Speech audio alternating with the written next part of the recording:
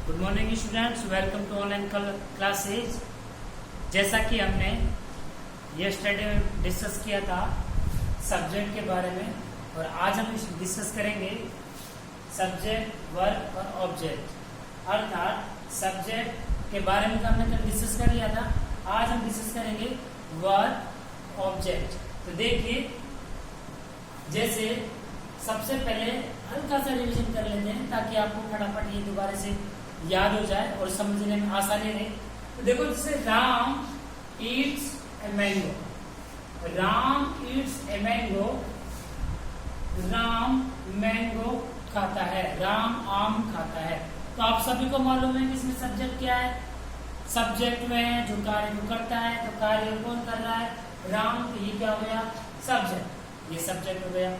General situation किसी भी sentence में क्या होता है, सामान्य रूप में, कि हमेशा सब्जेक्ट स्टार्ट में आता है, फिर वर्ब आता है, फिर ऑब्जेक्ट आता है। जनरली कंडीशन में यही होता है, सामान्य स्थिति में यही होता है, लेकिन ऑलवेज ऐसा नहीं होता।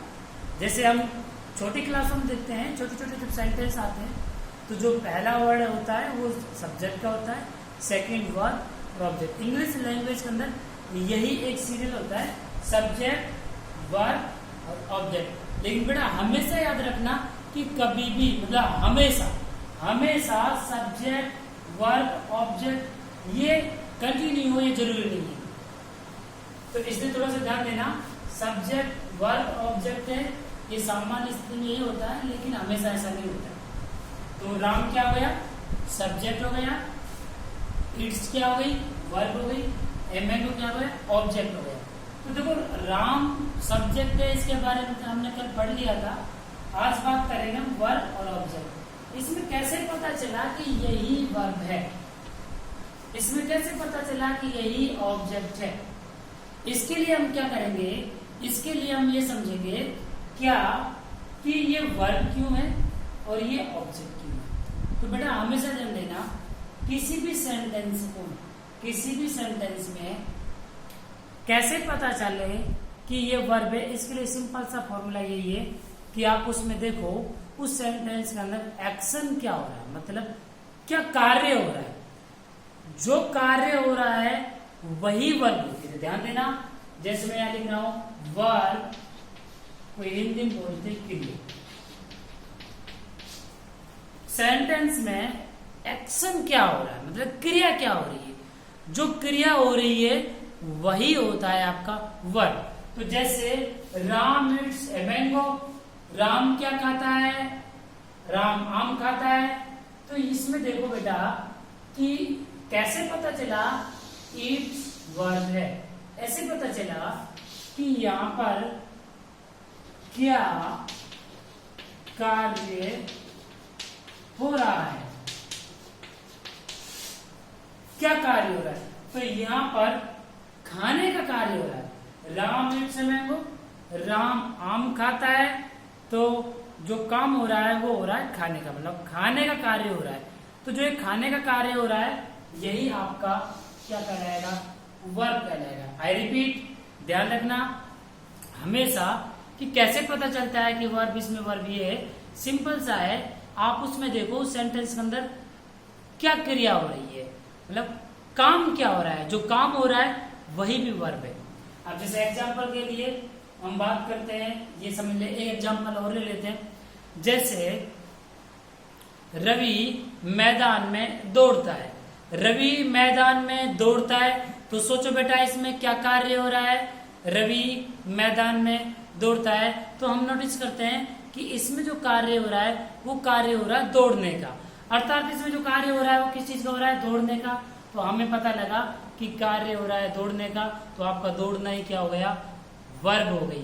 तो I hope this is clear कि वर्ब क्या होती है? वर्ब वो होती है कि किसी सेंटेंस में जो कार्य होता है वही आपकी वर्ब है। Next object.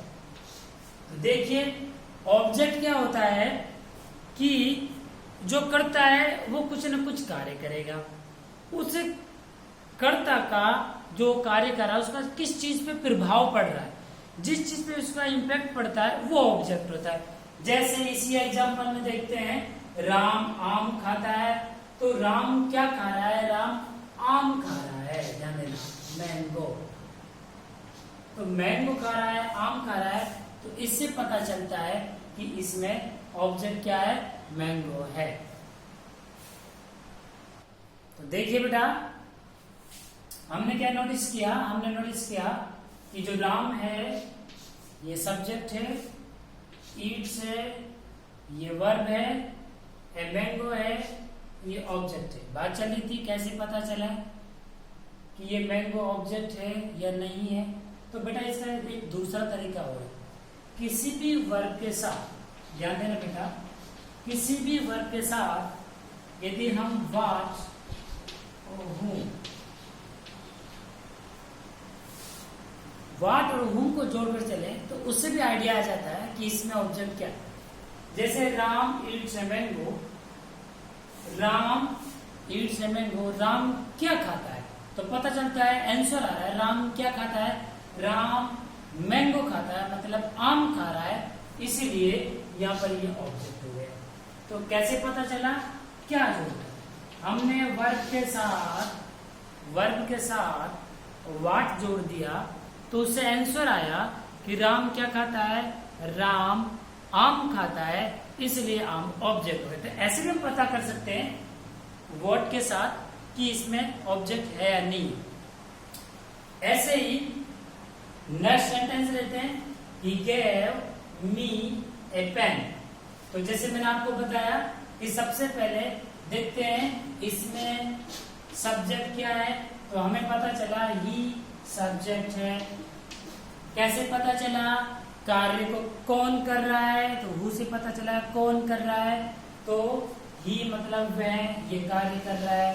कार्य को करने वाला कर्ता, तो कार्य करने वाला कौन है? ही। तो ही क्या हुआ? आपका सब्जेक्ट। इसके बाद बात करते हैं, गेव क्या है? वर्ब। कैसे पता चला कि गेव वर्ब है? तो हमने मालूम किया, तो मैंने आपको बताया, चेक कीजिए कि इस सेंटेंस के अंदर क्या कार्य हो रहा है, क्या एक्शन हो रहा है। जो एक्शन हो रहा है, जो क्रिया हो रही है, वही आपकी वर्ब है।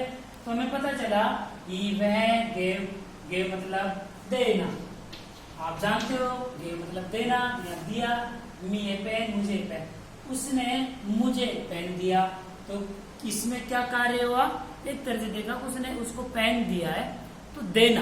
तो देना क्या हो गई आपके वर्ब? तो आपको मालूम पड़ा कि भाई इसमें क्या काम हो रहा है, क्या कार्य हो रहा है। तो आपने पता लगाया कि इसमें देने का कार्य हो रहा है, इसीलिए यहाँ पर गिव आपकी वर्ब है। अब बाकी बचे दो सेंटेंस, एक तो बच गया आपका मी, एक बच गया आपका ए पेन। अब मालूम कीजिए कि मी और ए पेन में से दोनों में से कौन सा ऑब्जेक्ट है और कौन सा ऑब्जेक्ट नहीं है, या फिर दोनों ही ऑब्जेक्ट है। तो हम मालूम करते हैं। देखो ये तो आपने मालूम कर लिया कि ये सब्जेक्ट है, आपने ये भी फाइंड आउट कर लिया कि ये वर्ब है। नेक्स्ट हम देखते हैं कि मी क्या है और ए पेन क्या है। वही जैसे आप छोटे बच्चे हो, आप समझते हो कि वही व्हाट मतलब क्या। चेक कीजिए उसने क्या दिया, तो क्वेश्चन पुट अप कर रहे हैं आप आंसर फाइंड कीजिए, उसने क्या दिया। तो आप देख रहे हो उसने पेन दिया, उसने क्या दिया। तो जैसे आपने वर्ड से आंसर फाइंड आउट किया, उसने क्या दिया, उसने पेन दिया। अब पेन दिया है तो ये आपका ऑब्जेक्ट हो गया, ये आपका ऑब्जेक्ट हो गया। इसके बाद हम देखते हैं कि सर जी ये सब्जेक्ट हो गया, ये वर्ब हो गई, ये ऑब्जेक्ट हो गया। तो फिर मी क्या है? तो मी क्या हुआ सर? तो देखिए ये आपका ए पेन ऑब्जेक्ट है, तो मी क्या है? देखो अब आप देखिए कि उसने क्या दिया? पेन। उसे पेन दिया, उसने पेन किसको दिया? जैसे किसको दिया? मुझे दिया। तो ये भी आपका क्या हो गया? ऑब्जेक्ट। तो हमने क्या देखा इस सेंटेंस के अंदर दो ऑब्जेक्ट है, एक तो मी ऑब्जेक्ट है और एक आपका ए पेन ऑब्जेक्ट है। तो बेटा आप लोगों ने अभी समझ लिया होगा कि सब्जेक्ट कैसे फाइंड आउट करते हैं, वर्ब को और ऑब्जेक्ट को, मतलब तीनों को कैसे कैसे फाइंड आउट करना है, कैसे पता चलाना है कि सब्जेक्ट इसमें क्या है, कैसे पता चलाना है कि वर्ब कैसे, और कैसे हमें मालूम करना है कि ऑब्जेक्ट कैसे है। I hope this is clear. अब मैं आपको कुछ एग्जांपल दे रहा हूँ, वो आपको नोट डाउन करने हैं और फिर उनके आंसर मुझे बताने हैं, तो वो एग्जांपल आपको करना है। ओके बेटा, अब क्या करना है आपको, ये 5 सेंटेंस मैं आपको दे रहा हूँ, ये 5 सेंटेंस आपको नोट डाउन करने हैं और इनमें आपको क्या फाइंड आउट करना है, इसमें मालूम करना है कि सब्जेक्ट कौन सा है, वर्ब कौन सा है और ऑब्जेक्ट कौन सा है। आई रिपीट, देखना है इसमें कौन कौन सा सब्जेक्ट है, कौन कौन सा वर्ब है, कौन कौन सा ऑब्जेक्ट है, ये सभी आपको इसमें फाइंड आउट करना है और घर पे इसकी होमवर्क करना है। ओके।